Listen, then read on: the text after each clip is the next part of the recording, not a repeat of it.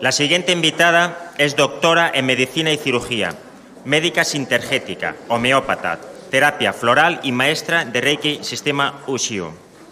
Creadora de el método Corazón Coherente para entrar al espacio de coherencia cerebro-corazón y del sistema TEO de terapia.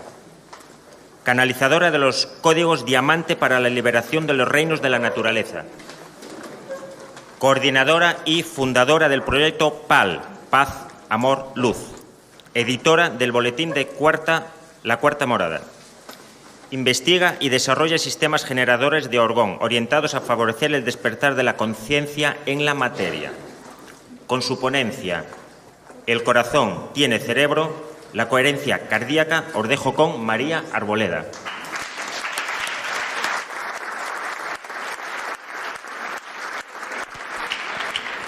Muchas gracias. Bueno, es un placer estar aquí con todos nosotros hoy y quisiera empezar dando las gracias a la organización por tan maravilloso trabajo. Ha sido un esfuerzo absolutamente fantástico y no solamente la organización, sino también a todos vosotros por estar aquí acompañándonos, escuchándonos, aguantándonos a veces, también poniendo vuestro granito de arena. También a todos los ponentes. Ahora hace un rato ha sido maravilloso el trabajo que habéis hecho a nivel corporal, que lo hemos hecho todos. Hemos trabajado ese yo, nos hemos levantado, hemos movido la sala, hemos hecho todo un camino desde el día que empezamos y que nos ha traído hasta este momento. Y ha habido un hilo conductor a lo largo de todo este proceso y ha sido un hilo conductor muy sutil, pero que nos ha ido uniendo, nos ha ido formando a todos como un mismo grupo que habéis sido todos el grupo que habéis asistido a este Congreso de Bienestar del Ser. Y cada uno de vosotros os va a llevar, en vuestros corazones os vais a llevar una pequeña semillita sembrada de alguna idea que os pudo haber dejado tal o cual ponente. No importa, pero esa semilla a lo largo del tiempo va a ir sembrando algo distinto en vosotros y va a ir germinando. Y un día va a resultar, va a dar sus frutos. Por eso, hoy yo os he traído, como siempre traigo, un regalo, porque yo soy una sembradora. El regalo que yo os he traído a todos vosotros, si me haces el favor, es una semilla. Muchos de vosotros ya habéis pasado por mi stand y habéis cogido vuestra semilla. Son bulbos de primavera. Las he escogido, me han preguntado y me dicen, ¿por qué las has escogido? Pues las he escogido con un único motivo, porque son justamente para sembrarse ahora. Y lo que estamos haciendo es sembrar ahora. Cada uno estará sembrando. ¿Qué? No lo sabemos. Si veis, son semillas distintas. ¿Qué va a salir? Tampoco tenemos ni idea, pero la vais a ir regando. La vais a ir regando cada día. Con cada momento, con cada segundo, cada minuto de vuestras vidas la vais a ir regando. Y seguramente más adelante, de aquí a unos par de meses, pues algunos me diréis, mira, me ha salido una maravilla de, yo qué sé, Catleya, no tengo ni idea, violeta, o la mía ha sido blanca. Pero no importa lo que salga, lo que importa es el gesto de que os vais a llevar de aquí algo sembrado. Y aparte de ese hilo conductor, ha sido un hilo conductor que todos hemos tenido a lo largo de estos días y ha sido un volver al centro, un redescubrirnos, un hablar de la esencia, de volver al corazón. Yo soy médico y como médico me ha tocado hablar de coherencia cardíaca y vamos a poner un poco también un toque científico a la cosa, porque hemos hablado mucho de corazón, hemos sentido, y bueno, me va a tocar poner un poquito, decir, bueno, la medicina occidental, ¿qué está diciendo? Pero resulta que yo no soy solamente medicina occidental, yo también soy un corazón que late, igual que eres tú, que somos todos nosotros. Y como todo corazón, tiene dos movimientos, uno de contracción y otro de expansión. Tiene una sístole y tiene una diástole. Es decir, yo soy una parte extremadamente médica y también soy una parte extremadamente humana. Y de eso intentaré transmitirlo en esta charla, de lo que hablaríamos coherencia cardíaca y regreso al corazón. Lo primero es que me encanta lo que es esa diapositiva, esa imagen de la nebulosa de la rosa, esa rosa que nos lleva al corazón, que siempre la hemos asociado, así se llama la nebulosa, la hemos asociado al corazón. Cuando estamos enamorados regalamos rosas rojas, y qué maravilloso que en el universo, el Hubble, ese maravilloso telescopio, pues haga una fotografía de una nebulosa tan sugerente.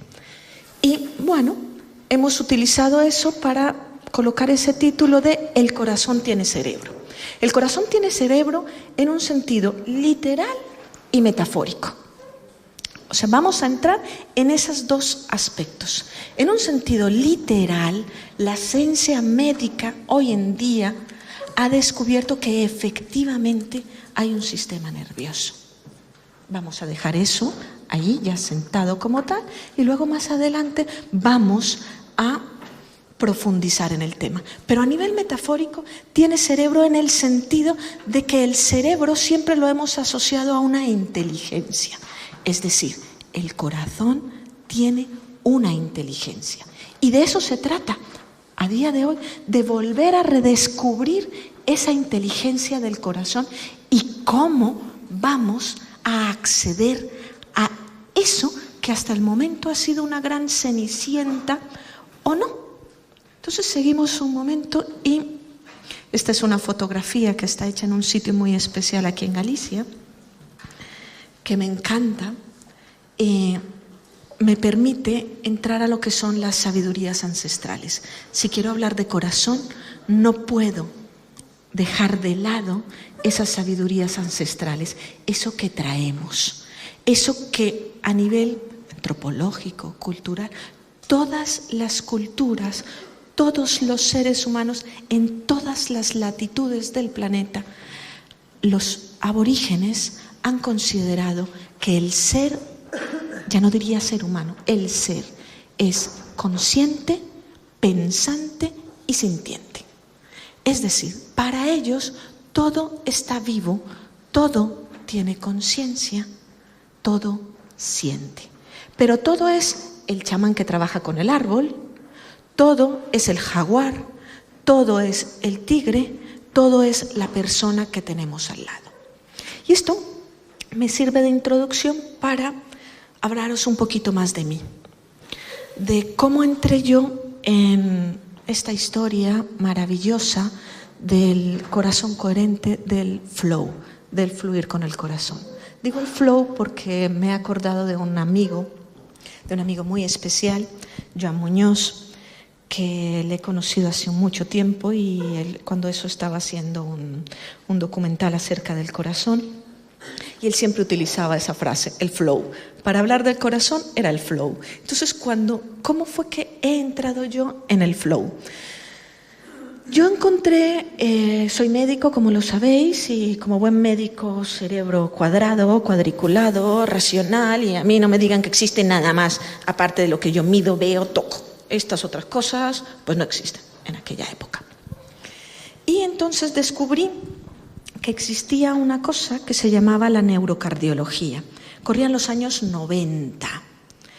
Era, para ser exacta, sobre el 97, 98, no tan exacta como veis, sobre el 97, 98, descubrí la neurocardiología y era algo que era un boom.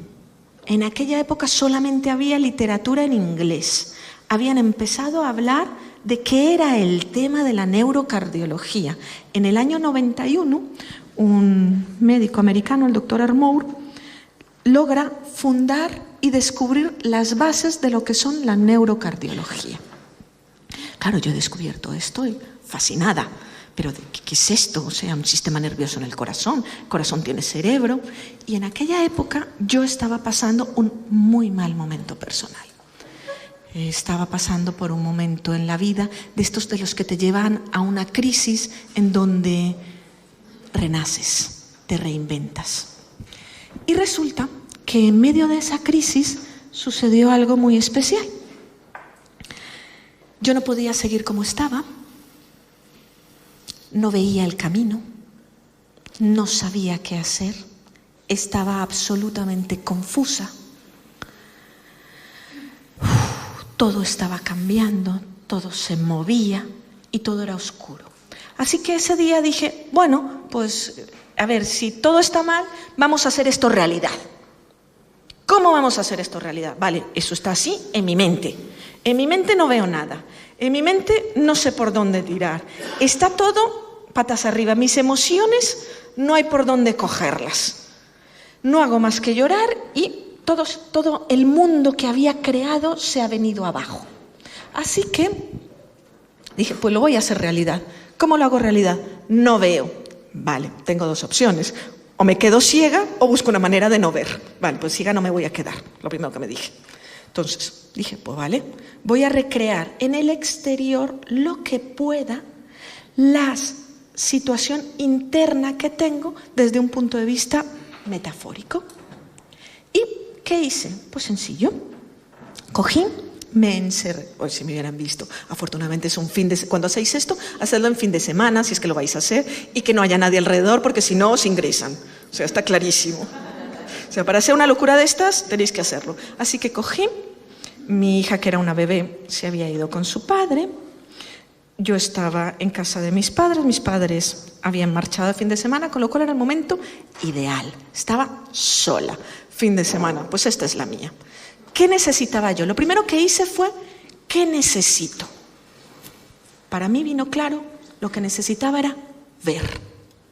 Yo necesitaba ver el camino por donde tirar. Y luego, pues si ya lo veía, pues ya daría los pasos, pero es que en ese momento no veía nada. ¿Qué hice? Me encerré en el baño. Cogí el baño, me encerré en el baño, tapé todos los agujeritos posibles por donde pudiera entrar la luz. Me senté en la ducha a esperar. Y me senté a esperar. Pues no os podéis imaginar qué puede ser sentarte en la ducha a oscuras a esperar y que empiece a pasar el tiempo. No me caía el agua. Porque es que si no me congelaba. Decía, si me cae el agua me congelo, ¿yo qué hago? Si no pongo caliente me pongo... Digo yo, nada, pues estoy aquí. Entonces, la ducha sí que la escogí específicamente porque al correr el agua eran todas las emociones que estaban, pero no la abrí. Y me he quedado ahí y empiezan a pasar los minutos. Se hicieron eternos. Hubo un momento en el que estaba histérica. ¡Ah! Quería salir. O sea, ya no podía más. ¿Qué diablos estás haciendo, María? Empiezan mis conversaciones internas. Pero mírate lo que estás haciendo. Estás sentada en la ducha, que si llega a entrar a alguien, esta mujer está deprimida. Está sentada en la ducha, haciendo nada. Esperando, pero ¿esperando qué? Pues entonces me puse histérica, me puse a llorar, grité, me dio rabia, me dio tristeza, hice ansiedad, me tiré en el suelo, empecé a buscar distintos sitios en el baño, no había ningún sitio en el que yo me encontrara. Hubo todas las emociones que estaba viviendo en mi vida, de repente estaban ahí, todas. Una parte mía las había hecho ahí, en realidad, decía yo, ¿y ahora qué hago con todo esto? Yo lo que busco es ver. ¿Cómo voy a estar aquí? ¿Qué estoy haciendo? ¿Cómo voy a ver? Y entonces, después pasaron, bueno, si os contara lo que pasó de tiempo, eso es infame el tiempo que pasó. Pasó bastante tiempo y de repente, después de haber pasado por toda la catarsis posible, de haber descendido a mis propias entrañas, a mis propias miserias, a mis propios miedos, a mis dolores, a mis tristezas, a todos los fantasmas que se pueden presentar en la oscuridad de una noche profunda del alma, aparte de eso provocada, porque yo podía coger, abrir la puerta y salir, pero no, cabezona, me quedaba ahí porque yo quería ver cuál era el camino y de ahí no iba a salir hasta que yo no viera cómo llegar a mis padres, cómo llegar a alguien, Dios mío. Y entonces sucedió algo absolutamente mágico, algo que hizo que yo iniciara ese camino que me ha llevado por muchos sitios y que hoy me trae hasta vosotros. Ese día lo que sucedió fue que de repente me di cuenta que mis ojos se estaban acostumbrando a la oscuridad. Y mira que pasé fatal. Algo tan sencillo como que los ojos se acostumbran a la oscuridad. Eso lo sabemos. Sí, si uno está oscuro se empieza a ver, ¿verdad? Y se empezaron a acostumbrar a la oscuridad. Y cada vez se fueron acostumbrando un poco más. Pero claro, yo no me di cuenta de eso hasta que no me relajé. Y para relajarme ya pasó lo suyo. Pero luego pasó que vi mi mano. Dije yo, a ver, no puede ser que yo vea mi mano. Pero no vi mi mano solamente, sino que empecé a ver que había algo además alrededor de mi mano. Estoy mal. ¿Cómo puede ser que haya visto que hay algo más alrededor de mi mano? De mi mano había una luz, de mi brazo había una luz. Miro salgo del baño, miro de la ducha, miro al espejo, porque todo estaba cerrado, miro en el espejo a oscuras y había algo a mi alrededor. Y cuando empecé a ver, fue inevitable que algo aquí dentro se abriera lo que son los ojos del corazón, o que la sabiduría, las antiguas sabidurías lo llaman el ojo esplendente. Cuando yo vi esto, lo único que hice fue que me puse de rodillas y me puse a llorar. Me puse a llorar porque lo había visto toda la vida y me di cuenta que la luz que estaba buscando fuera realmente estaba dentro de mí y que realmente soy un cuerpo luminoso, pero lo había evidenciado con mis ojos. No me lo habían dicho, no me lo habían contado. Claro, soy médico y yo tengo que experimentarlo, lo siento. Y me di cuenta que realmente eso existía y que no es una metáfora, que no es una ilusión de los sentidos, sino que es una realidad, que es una realidad científica y medible, aparte de eso, experimentable, pero que me costó lo suyo. Pues a partir de ese día empecé a ver y tuve claro qué cosas hacer. Y cuando ya vi, abrí la puerta y salí, y la que salió después de haber visto no tiene nada que ver con la que entró antes, que no veía. Eso me llevó a tener que tomar decisiones que para algunos pudieron haber sido complicadas y reorientar totalmente lo que fue el destino de mi vida, reorientar mis relaciones personales, reorientar mi trabajo, reorientar toda mi situación personal, y me ha traído a día de hoy aquí. ¿Pero por qué os cuento esta historia? Os cuento esta historia porque resulta que yo había conocido la neurocardiología, me encantaba. ¡Wow! El corazón tiene cerebro, ¡wow! ¿Qué pasa? Tiene células, tiene neuronas que se llaman neuritas sensibles. ¡Wow! ¡Qué cosa tan maravillosa! Pues resulta que en mi andar empecé a buscar esa sabiduría ancestral y me di cuenta que los antiguos chamanes, cuando tú querías hacer un trabajo de crecimiento, muchas veces te lo escenificaban. Y eso que yo hice intuitivamente, los chamanes ya lo trabajaban. Y eso me llevó a conocer a un grupo indígena colombiano, que siempre que hablo de Corazón Coherente hablo de ellos. Son los Kogi. En el planeta existen 3 grandes pueblos que sostienen la conciencia de unidad o de corazón. Son los Hopi, los Kogi, y luego tenemos un pueblo aborigen que no soy capaz de decirlo, pero están en Nueva Zelanda. Correcto. De ellos, quienes tienen la conciencia, mantienen el nivel de conciencia de corazón en el planeta, son los Kogi. Y voy a hablar de los Kogi. Conocí a los Kogi una vez en la Sierra Nevada de Santa Marta. Ellos viven en Santa Marta. Santa Marta se encuentra en el norte de Colombia. Es una montaña nevada, es la montaña nevada más alta que hay en el mundo, cuyos faldas se llegan directamente al mar. Ellos tuvieron la peculiaridad de que cuando fue la conquista no entraron en contacto con los españoles, con los conquistadores que fueron allí al Nuevo Mundo. Y eso les permitió preservarse. Luego, cuando fueron descubiertos sobre 1700 algo, y eso que llegaron en 1492, ya corrió antes de entrar en contacto con ellos, ellos entraron en contacto con sus hermanos menores, como nos llaman a nosotros, pero entraron en contacto de otra manera distinta. Ellos aprendieron su lengua, nuestra lengua, pero con un objetivo: llevarle un mensaje a ese hermano pequeño que había llegado. Es decir, ellos mantuvieron y mantienen todavía su esencia, solamente se relacionan con alguno de nosotros, pero su objetivo es llevar una conciencia. ¿Cuál es su conciencia? Ellos consideran que la Sierra Nevada de Santa Marta es una montaña sagrada, que es el ombligo del mundo, y más que el ombligo del mundo es el corazón del mundo. Que todo lo que suceda en la Sierra Nevada de Santa Marta es porque está sucediendo en el resto del planeta. Si se seca una zona, si florece en otra zona, es porque estas cosas están sucediendo. Sobre los años 70, ellos empezaron a ver que empiezan a haber una serie de cambios a nivel de la sierra.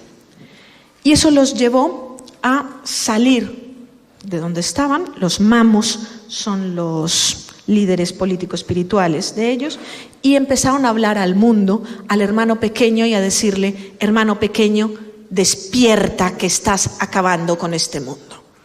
Despierta, porque si no despiertas, la sierra va a morir, y si muere la sierra, muere todo el mundo. Y nosotros estamos aquí porque recordamos la ley del origen. Y la ley del origen es que todo es mental, que todo lo creas con tu mente, y que tu mente no está en tu cerebro, tu mente se alberga en tu corazón, y la fuerza que mueve el corazón para que esa mente pueda crear se llama aluna. Y un día encontré yo unos indios perdidos de la inmensidad que me estaban diciendo esto, cuando yo estaba leyendo que en neurocardiología habían descubierto que había un cerebro en el corazón. Pero si es una sabiduría ancestral, si ellos te están diciendo de que todo es mente, que todo es ilusión, que la materia no existe, que lo creas aquí, pero resulta que no es aquí, lo creas aquí. Aquí es en donde creas. Para ellos, obedece no es primero primero es ¿Qué pasó? Pasa que entonces yo me he interesado por ellos. Ellos tienen que tener algo. Y he entrado en contacto con ellos para subir con ellos. Realmente a día de hoy, solamente si uno de los mamos sueña contigo, porque cuando se desarrolla el ver, y ya os voy a explicar, se desarrollan potencialidades humanas, verdaderas, o sea, lo que realmente somos nosotros, y los mamos tienen muchísima experiencia en eso. Cuando se desarrolla el ver, cuando se desarrolla el corazón de verdad, accedemos a nuestro verdadero potencial. Y ellos sueñan contigo y te buscan. Y efectivamente me sucedió. Yo estaba en Santa Marta, muy tranquila, Caribe, tomando el sol. Soy colombiana, estaba tomando el sol, y llegan un buen día. Ellos miden 1,50 m más o menos. Tienen la peculiaridad de que siempre van vestidos de blanco. Van vestidos de blanco, llegan y siento que hay una presencia, que hay algo. Yo me giro, encuentro una cosita así pequeñita, un indio pequeñito, y se me presenta y me dice: soy Mamo Alfonso. Su nombre no es Alfonso, pero se presentó con ese nombre por un motivo muy especial, porque sabía que Alfonso es el mejor amigo de mi compañero, de mi esposo, y me iba a sonar conocido, y que Alfonso también fue el chamán que en su momento le enseñó muchísimas cosas a Jorge Carvajal, y yo estuve muchísimo tiempo con Jorge Carvajal, y para mí la palabra Alfonso significaba algo, hay algo que aprender. Pues él llegó allí y me invitó a subir. Y efectivamente ha sido una de las experiencias más maravillosas poder compartir con ellos y descubrir una cosa muy peculiar que os voy a contar ahora. ¿Cómo es que un mamo llega a ser mamo. Y yo es que esto me alucinaba, decía, imposible. Pues mira, resulta que cuando nacen los niños, ellos lo ven y ven si tienen una estructura energética, y ese niño que nace, ellos saben que será o es mamo. ¿Qué hacen con ese niño? A la luz nuestra es absolutamente terrible. A la luz de la cultura occidental es una cosa absolutamente espantosa. Cogen a ese niño y se lo llevan a una cueva sagrada que no dejan entrar a nadie, salvo a los mamos. Y ese niño crece durante 9 años viviendo únicamente dentro de esa cueva y recibiendo instrucción, enseñándole acerca de la conciencia de la vida, enseñándole cómo poderse comunicar con los árboles, con los animales, con el planeta, cómo sentir al ser humano. Y son 9 años en que el niño vive en la penumbra para que el niño en la oscuridad aprenda a ver un poco más allá y pueda salir del mundo de la ilusión y entrar en el mundo real. Para que ese niño, a través del ver, pueda abrir su corazón. Y eso es lo que ellos hacen con este niño. Y por eso, efectivamente, un mamo sigue cuando sale a los 9 años, sigue su instrucción ya fuera, y hacen absolutas maravillas que puedes decir, esto es imposible. Es imposible porque además esto ha sido estudiado, ha sido medio porque eso llevó a varios estudios, incluso les han hecho una codificación de ADN por si tienen algún tipo de halotipo diferente, algún tipo diferente de gen. Lo que sí que encuentran es que hay una línea directa con la Polinesia y no está contaminada, son seguramente lemures, la antigua Lemuria.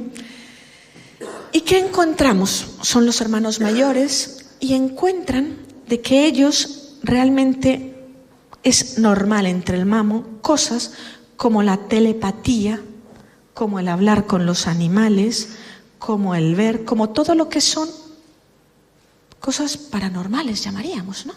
Desarrollo de sentidos paranormales. Y resulta que es que esos son los sentidos normales que tenemos nosotros, solamente que nos han enseñado a prestar atención a otras cosas.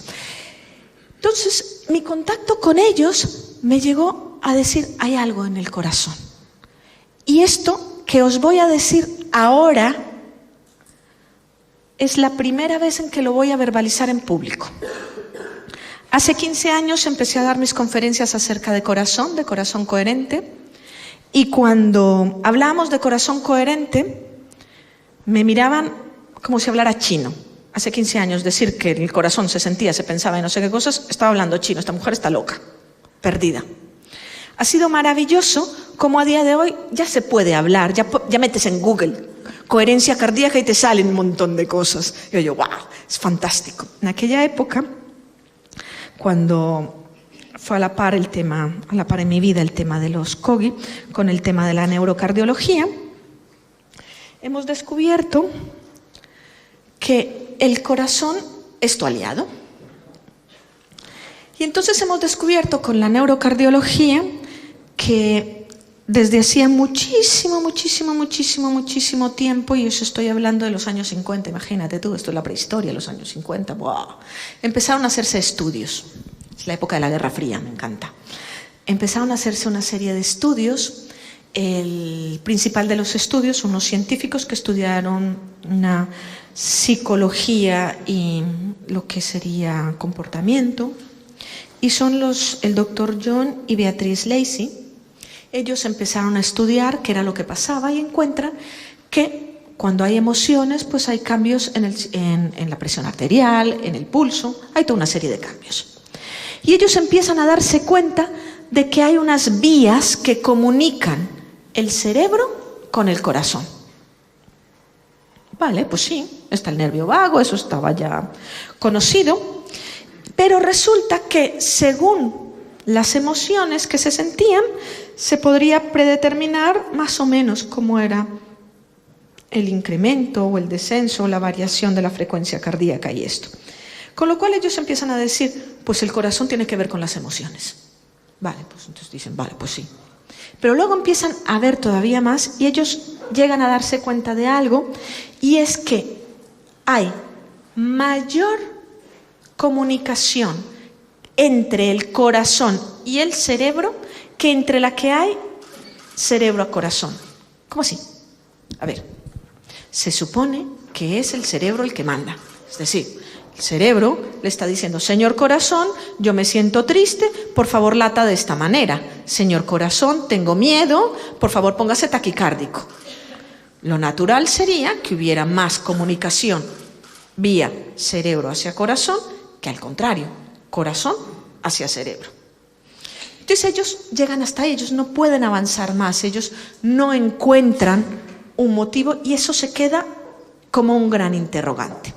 Llega el doctor Arnault y el doctor Arnault descubre ya en el año 91, imagínate todo el tiempo que tuvo que pasar, en el año 91 el doctor Arnault descubre que el corazón en realidad el 65% del tejido cardíaco son neuronas, no es músculo. Claro, un boom.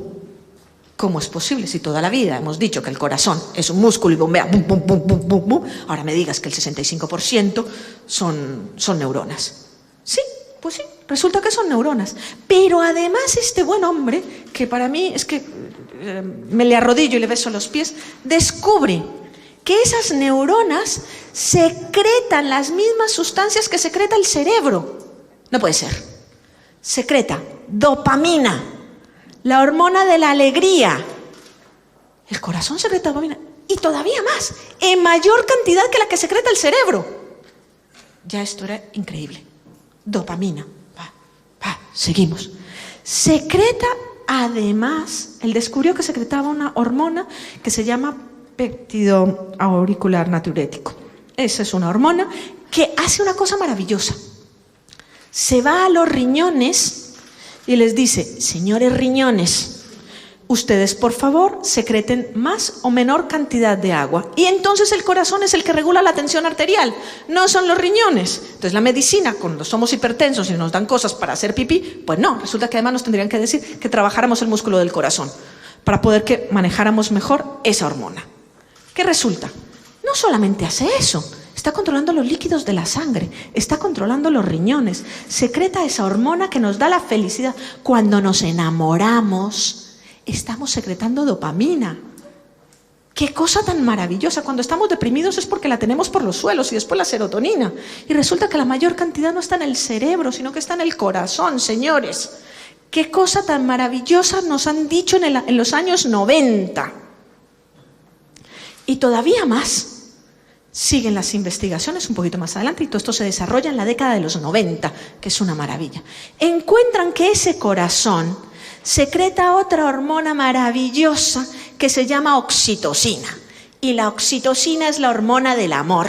Es esa hormona que se nos dispara cuando tenemos un orgasmo. Es esa hormona que se nos dispara cuando estamos teniendo nuestros hijos para que se contraigan nuestros úteros. Sin la oxitocina no podemos crear relaciones humanas. La oxitocina es una hormona que nos permite relacionarnos y confiar en el otro. Y se secreta en el corazón, en mayor cantidad que en el cerebro. En el cerebro también lo hay, valga la aclaración, pero se secreta en el corazón. Y entonces hubo una redefinición del corazón. El corazón ya no era una bomba, era una glándula. Pues ya tenemos un corazón que bombea sangre, aparte de eso es una glándula. ¡Qué horror! Y encima es un cerebro. La gran cenicienta es un cerebro. Además, resulta que secreta más sustancias, secreta prolactina. Y es la que hace que secretemos la leche para poder amamantar a nuestros bebés. Y entre lo que es la oxitocina y la prolactina, en estos cerebros hormonados, hace que amemos profundamente a nuestros bebés y los defendamos como leonas. Dios, y resulta que todo eso está ahí. Y siguieron estudiando porque dijeron, esto es una magia maravillosa. Hay una pequeña diferencia en esas sustancias, que es que se producen a nivel del corazón. ¡Qué cosa tan maravillosa! Y además siguieron estudiando estas neuronas y encontraron que el único tejido del cuerpo que tiene receptores para todas las sustancias conocidas a día de hoy, 2014, es el corazón. Es el único tejido que recibe, traduce, procesa la información de todo nuestro cuerpo. No es el cerebro. Entonces entramos en un nuevo paradigma, que es ¿cuál? El corazón toma el mando. Ya no es el cerebro. ¿Y qué alberga el corazón? ¿Qué cosas hay dentro del corazón? Y entonces siguieron estudiando. Esto es impresionante. Yo tenía a mis indiecitos diciéndome estas cosas, me voy yo y además había estudiado medicina tradicional china y me decían que el corazón era el emperador y que atesoraba la mente. Y decía yo, pero ¿cómo es que los chinos me hablan de que el corazón atesora la mente? Y estos indiecitos me están hablando de que el corazón atesora la mente y que si yo me abro de corazón soy verdaderamente humano. Y me vienen estos científicos y me están hablando de eso. Entonces seguí mi camino. Mi camino me llevó a conocer el Instituto de Matemáticas del Corazón, al Dr. Children. Para mí es un pionero, es un investigador maravilloso. En aquella época llamábamos Physiological Neurocoherencia, coherencia neurofisiológica. Y claro, es un nombre rarísimo. Corrían los años 90 todavía, Coherencia neurofisiológica, qué cosa tan terrorífica. Dice yo, a ver, por Dios, cardiovegetativo, coherencia, no había manera.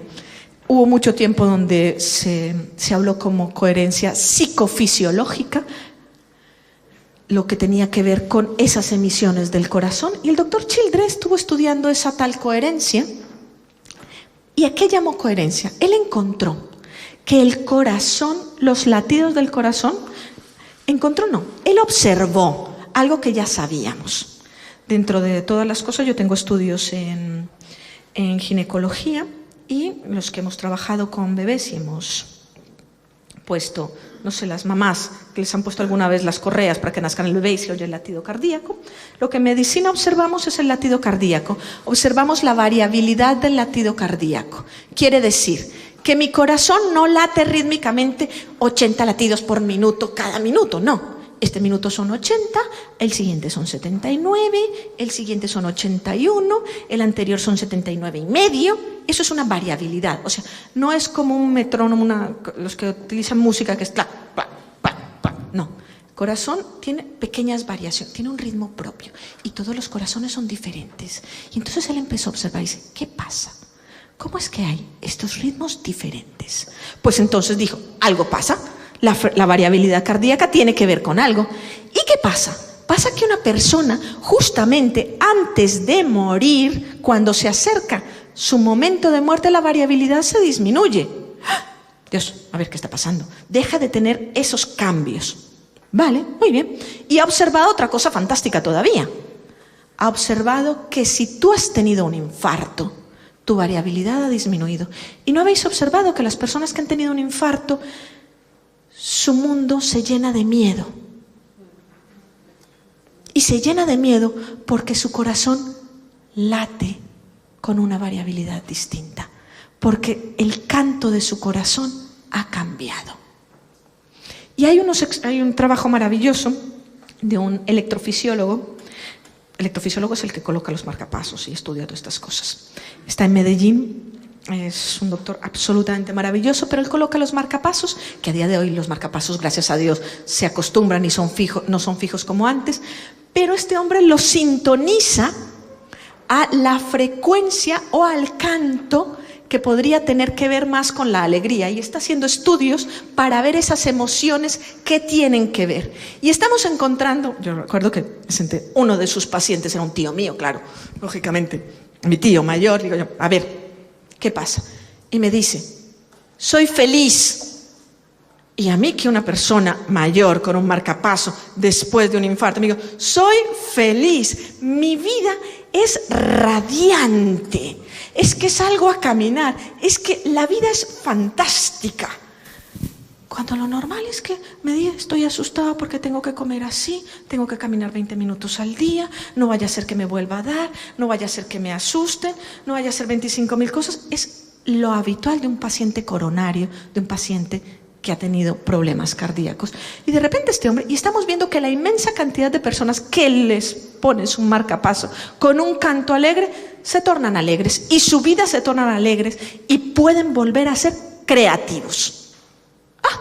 ¡Qué maravilla! El corazón es el origen de la creatividad, pero no solamente el corazón, el canto del corazón.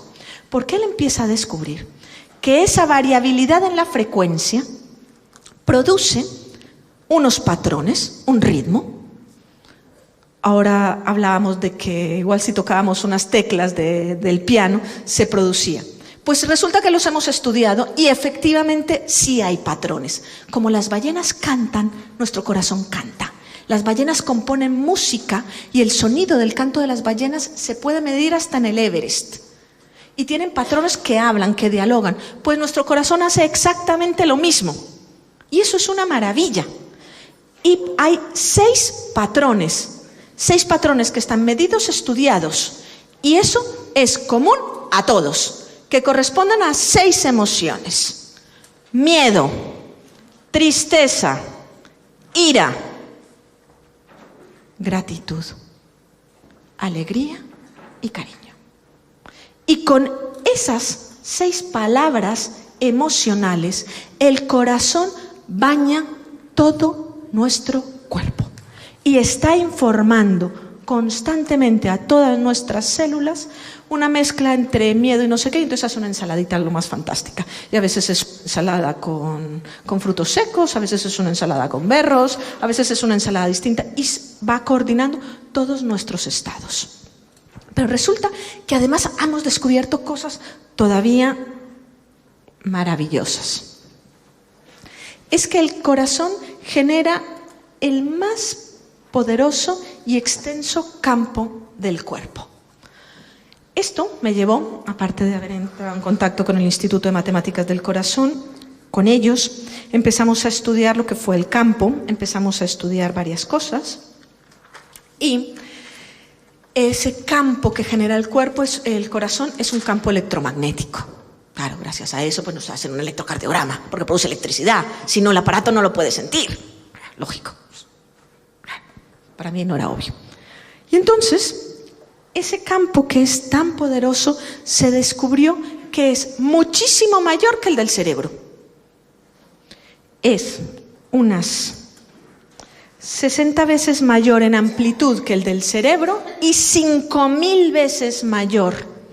Las 60 veces es a nivel eléctrico y 5.000 veces mayor el campo magnético que produce el corazón que el que produce el cerebro. Y resulta que hay una cosa mejor todavía, y es que se detecta a 3 metros de distancia. Mi campo lo detectan con magnetómetros sensibles a 3 metros de distancia. ¿Eso qué quiere decir? Que yo detecto, registro, aunque no me doy cuenta, conscientemente todo lo que sucede a mi alrededor a 3 metros de distancia. Pero todavía hay un hallazgo todavía mejor, es que resulta que existe la manera de poderme hacer sensible a eso. Y aparte de poderme hacer sensible a eso, saber cómo reaccionar con eso y dialogar con esa inteligencia que radica en el corazón, que se llama el maestro en el corazón. En aquella época, esa Physiological Neurocoherence, recuerdo que estamos en toda esta historia, lo veo yo en inglés y lo llamo en castellano, vamos a ponerlo coherencia cardíaca, es más sencillo. Y a partir de ahí fue cuando se acuñó el término de coherencia cardíaca. Y cuando vemos este campo del cuerpo, cuando estos estudios a mí me llevan a entrar en contacto con Lynn McTaggart, no sé si habéis leído el libro del campo. Ella es una investigadora ahora en Madrid. Pronto la vamos a tener dando una conferencia, en mayo creo. Y tuve la oportunidad de participar en uno de sus estudios. El estudio consistía en lo siguiente. Fuimos 11.000 participantes y fue a través de Internet, y ya os voy a explicar por qué Internet. Tiene una cosa fantástica, y os voy a adelantar, es que todos tenemos internet interno. Ya está. Seguimos. Resulta que en este estudio lo que hacíamos era que a una hora determinada encendíamos el ordenador y veíamos una imagen de Sri Lanka, una zona específica en Sri Lanka, y meditadores, cada quien en sus propias técnicas, fueron 11.000 ordenadores. Los seres humanos que hubieran detrás del ordenador es imposible cuantificar, pero fueron 11.000 ordenadores encendidos a lo largo de todo el planeta. ¿Y qué sucedía? Pues se ponía y sentía. Cada quien veía Sri Lanka y empezaba a emitir, pensar en enviar sentimiento amoroso. Sabíamos que allí había una situación de conflicto muy grave. Llevaba mucho tiempo en conflicto y resulta que ellos, con la gente del Instituto de Matemáticas del Corazón también, ellos estaban haciendo algo muy curioso, estaban midiendo el campo magnético terrestre en ese sitio. Y resulta que en los sitios de conflicto, esto ya está demostradísimo, el campo magnético terrestre es absolutamente incoherente, caótico. En los sitios pacíficos es coherente. Entonces, ¿qué pasó? Pues lo que hacíamos es que emitíamos amor, emitíamos coherencia. El objetivo era que, claro, esa situación de conflicto pasara y no sabíamos qué podía pasar. ¿Qué sucedió? Eso lo hicimos durante 8 días y lo que sucedió fue que se recrudecieron todos los problemas que había. En los primeros días hubo un aumento o sea, claro, todo el mundo deprimido. Es que hemos hecho mucha coherencia, muchas cosas de esas, pero esto como que no funciona. Se recrudeció. Pero resulta que ese recrudecerse fue puntual. Y de repente empezaron a notar que el campo magnético, y fue el primer cambio, empezó a hacerse coherente. Y puntual es que no duró más de una semana ese recrudecimiento. Empezó a hacerse coherente y a los 3 meses firmaron paz y entrega de armas. ¿Qué pueden hacer varios corazones unidos con una intención? Simplemente estando allí, en ese momento, emitiendo para ese sitio. No solamente ha cambiado el estado de las personas, sino que también ha cambiado el campo de la Tierra. ¿Cómo es posible que yo tenga un efecto sobre el campo de la Tierra? Y sí, efectivamente, tenemos un efecto sobre el campo magnético de la Tierra. Esto ya lo hemos visto, lo del corazón, la amplitud, que es 5.000 veces más potente. Y entonces esto nos lleva a pensar en lo que es el estado de coherencia. El estado de coherencia es un estado en el cual el latido cardíaco entra en fase con las frecuencias del corazón y yo entro en un estado alfa. Es decir, si yo entro en un estado alfa, es decir, soy coherente, puedo crear.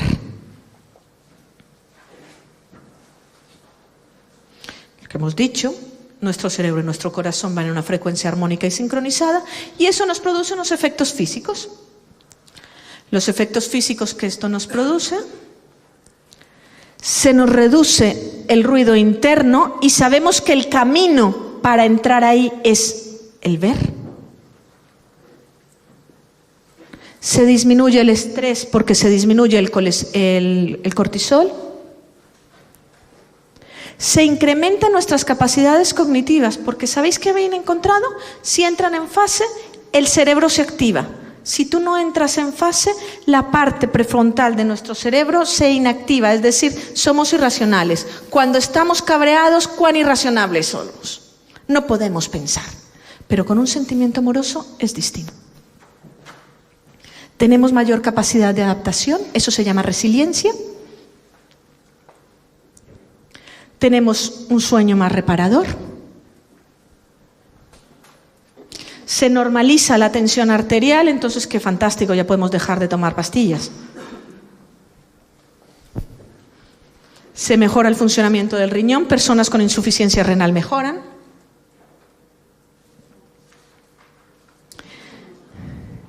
¿Y qué nos pasa? Algo nos pasa con ese león interno, con este tigre interno. En realidad somos dos, ¿eh? Somos este que está aquí arriba enfrentado al mundo y este que está aquí abajo también. Somos los dos, nuestro consciente y nuestro inconsciente. Y resulta que cuando entramos en coherencia, nuestro ritmo cardíaco cambia y accedemos a este que hay aquí abajo esperándonos. Simplemente con decisiones. ¿Pero cómo? Vamos a verlo. Han encontrado y han estudiado de que cuando yo estoy en un estado de incoherencia, frustración, rabia, ira, así es la variabilidad de nuestro ritmo. Si yo entro en aprecio, en cariño, así cambia nuestro ritmo cardíaco. Y eso entra en consonancia con el de la Tierra y se produce una frecuencia mágica que son los 0.1 Hz, que es la frecuencia de la ionosfera, por donde viajan las ondas de radio. Y entonces esos indiecitos se pueden comunicar telepáticamente con alguien que está en Japón simplemente porque han descubierto la potencialidad y la capacidad de unir su cerebro con su corazón. Y mientras tanto nosotros seguimos siendo esperando algún día salir, esperando algún día a que lo veamos a la cara y que no es tan fiero como parece, más es que me parece que es monísimo él ahí, dispuesto, esperando casi que pase un gatito a punto de jugar. Hay varios estudiosos, el doctor Greg Braden. Esto es importantísimo porque cada pensamiento en la mente humana envía una onda electromagnética desde la base del corazón que tiene un efecto medible en el mundo que vivimos. Y ya os lo he explicado con esa experiencia que hemos tenido con Lick McTaggart. Luego entré en contacto con otra serie de experiencias y viene la historia de los mensajes del agua. ¿Sabéis que con los mensajes del agua, no solamente si le hablamos o ponemos un letrerito, hemos hecho experiencias de grabar latidos estando en coherencia, estando en un estado de coherencia? El Instituto de Matemáticas del Corazón ha desarrollado un aparatito donde tú puedes medir cuándo se ponen en fase. Y lo puedes medir como tal, eso sirve para estudios físicos como tal. De hecho, algunos por aquí hemos estado jugando en algún momento a ver si nuestro corazón está o no está en fase. Lo que hemos visto es que si ponemos el sonido de un corazón coherente con alguno de las 3 emociones coherentes, porque si es cualquiera de las otras son incoherentes, gratitud, aprecio y alegría, el agua cambia. Y el agua se vuelve en el mismo patrón como si yo le dijera te quiero, simplemente con ese latido. Y no solamente eso, sino que nuestro medio interno, nuestras células cambian. Y no solamente cambian las células, cambia la linfa, cambian las glucoproteínas de membrana, y os estoy hablando en japonés. Cambia nuestro cuerpo, cambia nuestro sentir, cambian nuestras hormonas y somos absolutamente incapaces de no aceptar al otro en nuestro seno. E inmediatamente aparece ese que es nuestro ser superior que nos está mirando desde más arriba. Por eso, cuando hablamos de coherencia cardíaca, hablamos de la unión de 2 partes, de la unión del cerebro y del corazón, y que realmente es el corazón quien tiene el mando. Cuando ejercitamos el corazón, cuando ejercitamos lo que son ese tipo de emociones, lo que sucede es que generamos nuevas vías.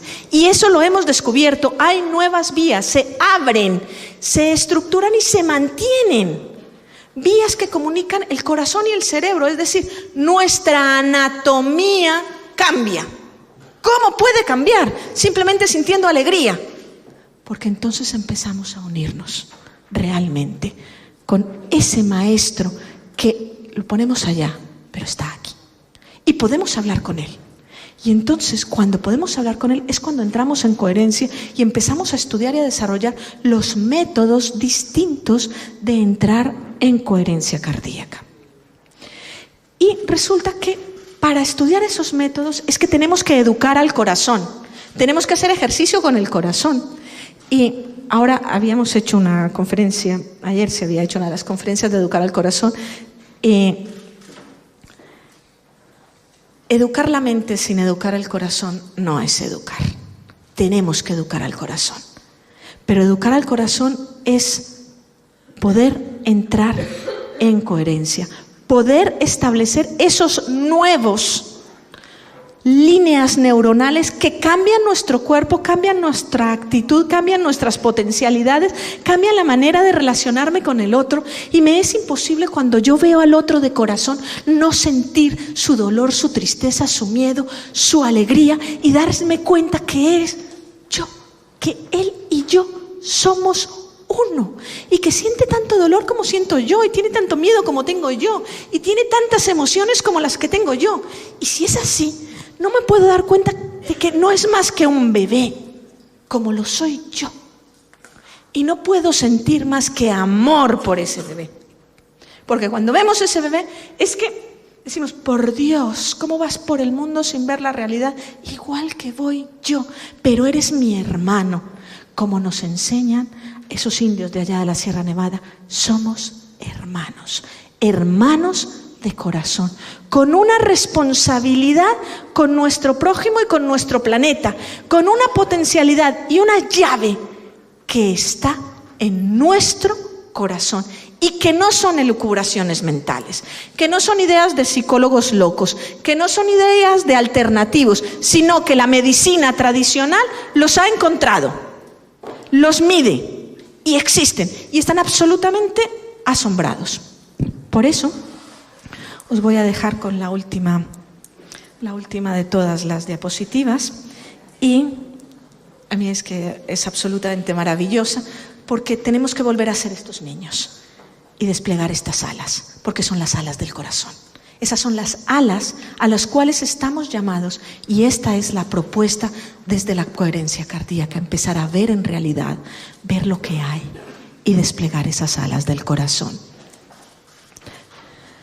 Si desde pequeños mantenemos vivo el recuerdo de cómo es vivir desde el corazón,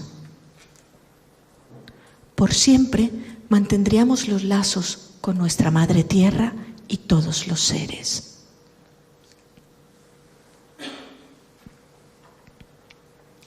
Sabríamos que todo en este planeta está vivo y unido por delicados hilos. Entonces gestionaríamos mejor nuestras emociones. Veríamos de manera diferente el mundo que nos rodea. Muchísimas gracias.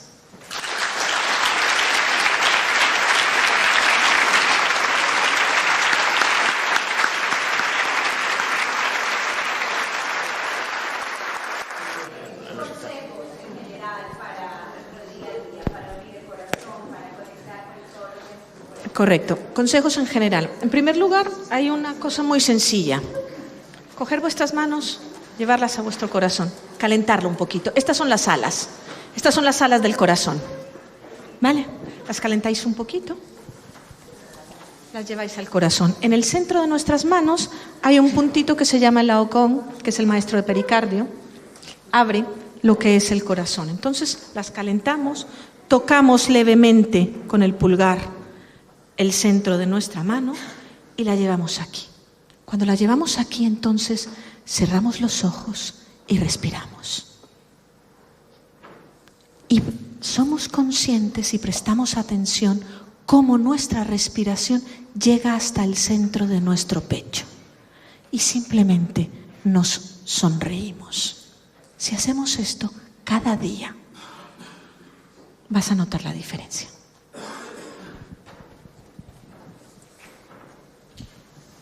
¿Alguna otra pregunta?